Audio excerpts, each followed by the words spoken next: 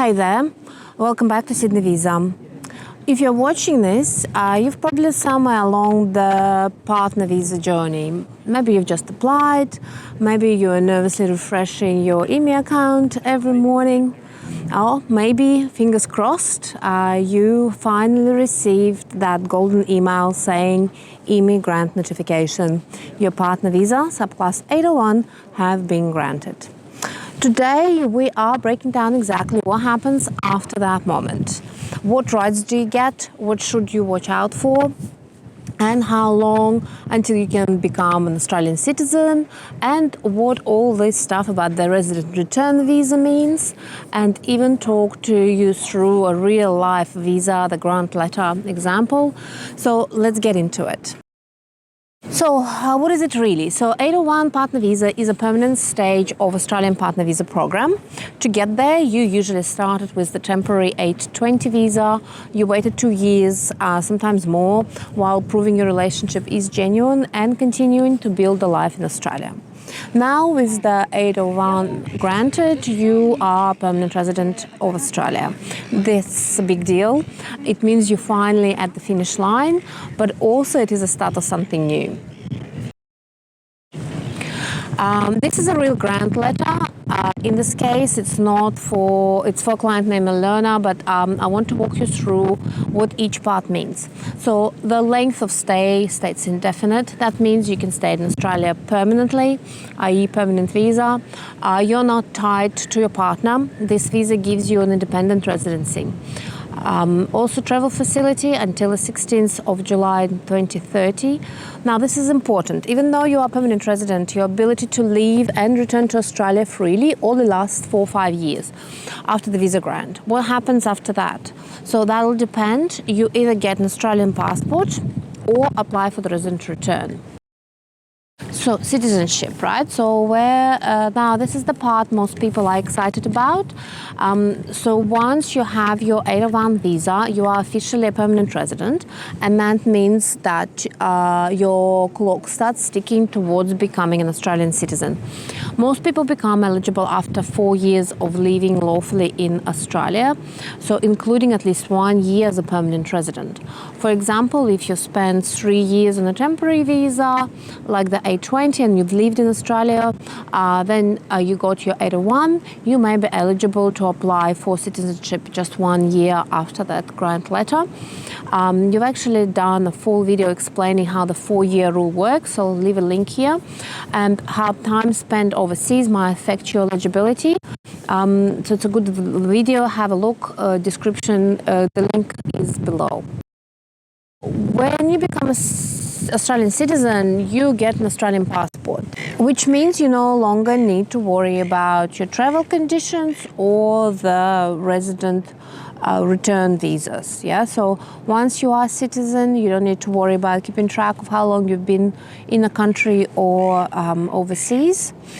You're fully part of the Australian community whilst you're a citizen, with voting rights, diplomatic protection, and lifelong access to all the services in Australia. Let's have a look at the resident return visa. So after those 5 years are up, if you want to travel overseas and come back, you'll need something called a resident return visa. That is, if you haven't applied for the passport. Think it's like a little travel pass for the permanent residents. It's usually easy to get if you have been living in Australia most of the time and you need to just come out and come back in, or if you have strong ties here, like a job, property, or family. But if you've been living in overseas for too long, it can get tricky. You might only get your resident return for 1 year, or worse, you might not actually qualify at all. So you need to gather quite a lot of documents to prove why you need to come back to Australia. So if you do live overseas, set a reminder for at least 4.5 years and plan ahead, and maybe move back to Australia 4.5 years later. So let's go back to the visa 801, so the work rights and the legal protection. So here's some good news. With the 801 visa, you get obviously full work rights, just like any Australian citizen. And that means more than just the ability to work. You are protected by the Australian workforce laws. minimum wage, safe conditions, and no discrimination. If you feel that your employer is taking advantage of you because you're on the visa, that is illegal in Australia. You can call the Fair Work Ombudsman for free advice. Even if in your own language, they do have translation services. You also get access to Medicare, which is an Australian public healthcare system. So basically your doctor visits, prescriptions, and even hospital stay will often be heavily subsidized or even free. And that's not all. As a permanent resident, you might also qualify for Centrelink support. That's after some waiting period, but nonetheless it is available. You also have access to free or low-cost mental health services, counselling for trauma, family violence, or settling into life in Australia. You might also be eligible for free English classes under the EMEP program, that is if you still need to improve your English. So what to do next? Now, don't just relax forever. There are a few things the government expects from you once you are a PR resident, even after your visa is granted. So you need to always update your address and contact details, or passport if it changes in the email account. You'll also use this account to apply for the citizenship, so it can be helpful. So if you split up with your partner, you are still a permanent resident, but it's a good idea to get a legal advice once you do. And follow the law. Seriously, if you commit serious offense, the government can cancel your permanent residency. We recently dealt with a case where a client was on a PR visa for 50 years. He hadn't traveled out of Australia and was about to be deported with his visa revoked. Thankfully, we won the case, so he's still in Australia, but it's a good warning to everyone to follow the Australian laws.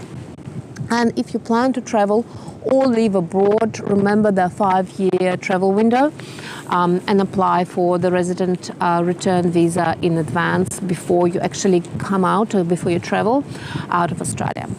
So as an immigration agency, we've helped hundreds of people through this journey. Here's what we always tell our clients. Your 801 visa is just the beginning and opens the door for a new life, your secure future, and eventually the Australian citizenship. But it also means taking responsibility, like following the law, staying connected to Australia, and understanding your rights. So, whether you're still dreaming of your partner visa or you've just been granted one, I hope this video helped to feel more confident about what comes next. If you have questions or you're still in the application process, we would love to help. Please drop a comment, reach out via website or an email below. Book a consultation. The first consultation is free with one of our agents. We'll be very happy to help. And if this video helped you, hit the like button, subscribe, and share the video with someone who is also on their migration journey. And welcome, or soon to be welcome, to the new life in Australia. Cheers from down under. Goodbye.